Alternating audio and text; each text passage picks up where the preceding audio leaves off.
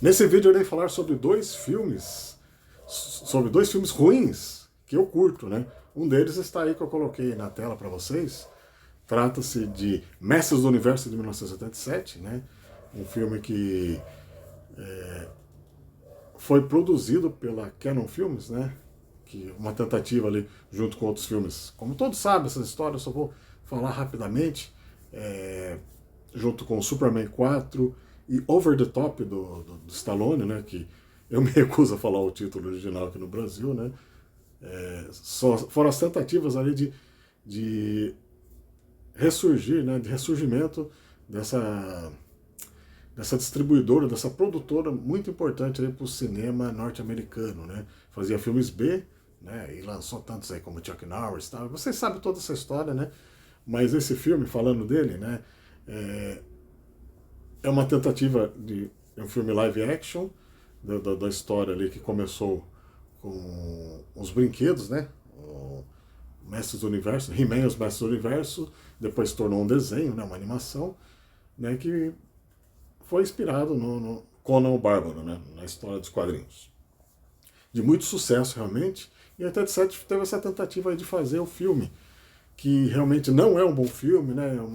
Muita coisa ali foi, vamos dizer assim, trazida ali, sugada algumas ideias de Star Wars, né? Até a própria entrada, vocês podem ver, né?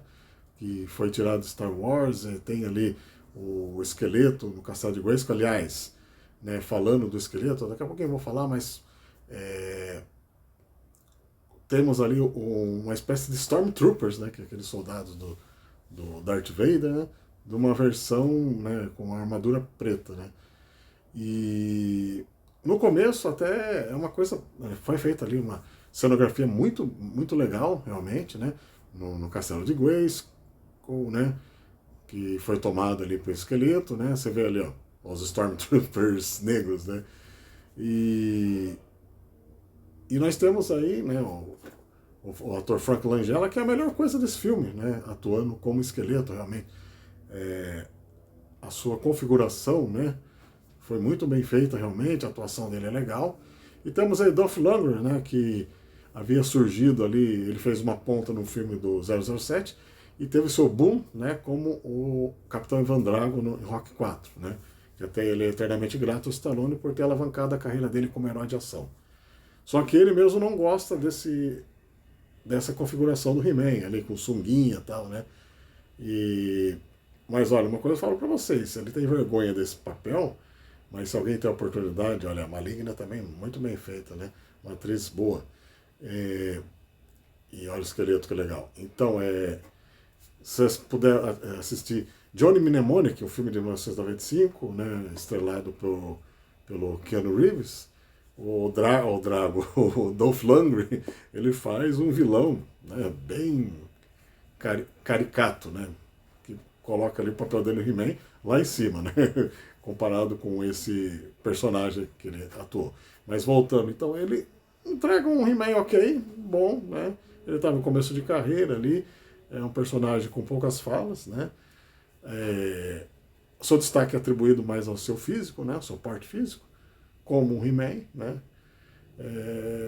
É legal, mas tem aquele negócio, né? O filme teve alguns cortes de gasto, foi trazido para a Terra, né? Onde nós temos a atuação, né, também da atriz Courtney Cox, a Mônica de Friends, em começo de carreira, né? Ali junto com o namorado dela, e tendo uma importância da história. Então é um filme legalzinho que traz muitas lembranças, até tem ali, foi feito utilizada a dublagem na época do desenho, né? O Garcia Júnior fazendo a voz do He-Man. Essa versão que eu tenho aí não ficou tão legal, feito por fãs. Mas é um filme legal, né? Eu gosto dele, né? É um filme ruim, mas eu gosto, né? E até houve a tentativa aí de fazer uma sequência, não deu certo, que acabou virando o Cyborg lá do Van Damme, né? Mas realmente é um filme que marcou época. E pode ter certeza que vamos ter aí um novo filme do He-Man, que se alguma coisa der errado nesse filme, vão falar assim, vão ter memes assim, falando assim, nossa, que saudade do He-Man, olha ali, o He-Man do Dolph Lundgren. Pode ter certeza, se tiver problema vai ter uns fãs que vão falar isso, vai ter memes, pode ter certeza.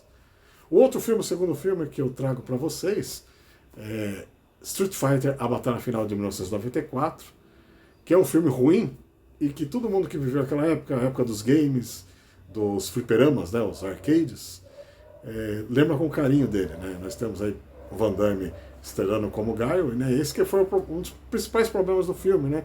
Que a história do Street Fighter, a história original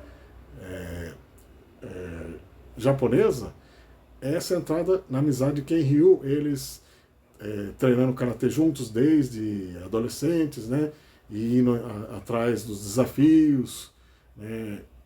Até alcançar, né, a oportunidade de participar do torneio Street Fighter, né? Que tem lutadores do mundo todo, né? Então, e o destaque é dado para o Van Damme, é claro, ali. Temos um Bison, interpretado pelo finado Raul Julia, todos vocês sabem a história, e que é uma das melhores coisas do filme, realmente, né? Ele já estava cometido ali de doença degenerativa, já estava, né, infelizmente, o seu leito de morte, né? Ele viria a falecer em outubro de 94, né? E ele atuou justamente porque o filho dele é fã dos games e ele queria fazer um personagem ainda. Muito legal isso, né? E tem a homenagem póstuma a ele no final do filme. A caracterização dos personagens, as únicas que eu achei legais, ok, são a do Zangief, ficou bem parecido. Do Vega também ficou legal, né? Até o cara, ele tem uma fisionomia hispânica realmente, né? O Vega é espanhol. Temos a Kylie Minogue, né? Uma atriz conhecida até principalmente nos anos 90, que ela faz também uma caminha legal, né? Mas daí tem uma descaracterização, tem um Nash nada a ver ali, né? Que trabalha com eles no exército americano, né? Serve no exército. Temos ali também um Dalsin, um cientista nada a ver, o Blanca, né? Uma mistura do Charlie com virou Carlos Blanca, uma coisa, nossa, horrenda. Um Sagat que, na verdade, deveria ter pelo menos 2 metros de altura, né? Um campeão de Muay Thai, realmente um traficante de armas, Ken Ryu trabalha para ele, é uma coisa, nossa, grotesca. Mas que é um filme legal, eu gosto desse filme, né? Tem seus problemas, também você vai lembrar ali que tem um Honda que é havaiano e ele trabalha junto com a Chun-Li na TV, tem um Balrog trabalhando com eles, também não tem nada a ver com o que é dos games, né? O DJ também, né? Personagem que viria vir depois, uma outra história do Street Fighter, né? O jamaicano também não tem nada a ver. Então, ficou ali mais pela nostalgia, né? A atuação do Van Damme, ok.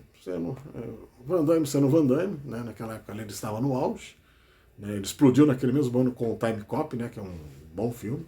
Que, aliás, tem aqui no YouTube para você assistir. Agora, Street Fighter já é difícil assistir realmente, encontrá-lo. Não sei que plataforma que tem. Né? E é venerado por muitos os filmes. Eu gosto do filme, traz boas lembranças daquela época, eu era adolescente, os fliperamas bombando aqui no Brasil. E apesar de todos esses problemas que eu reconheço que existem, né? Não tem como você negar. Né? Aliás, esses 2 filmes podem ser criticados à vontade porque eles são ruins. Não tenho o que falar sobre eles. Mas eu gosto dos 2. Né? E falando do Street Fighter, é legal você ver ali os personagens. Depois teve outras produções ali. Teve aquela Lenda Chun-Li também que é ruim pra caramba. Né? Tem até aquela atriz do Smallville que atua como Chun-Li. Tem um Vega, né, totalmente descaracterizado, que é massacrado por ela. Né? Temos ali o Jim McConnell, né, um ator bom que interpreta um Bison também, nada a ver. Mas uma produção boa que está no YouTube, que gerou uma série, é Street Fighter Punho Assassino, que conta ali, nesse filme conta a origem ali de Ken Ryu, né, do Akuma, né, que ele era irmão do Gouken, né, que era o mestre do Ken Ryu, ele acaba ficando obscuro com o tempo. Esse filme é bom, né? Vocês procurem aqui na plataforma. E é esses 2 filmes que eu trago dessa vez aqui. Se quiser, comente à vontade, fale o que vocês acham. É o que eu falei. São 2 filmes ruins que eu curto.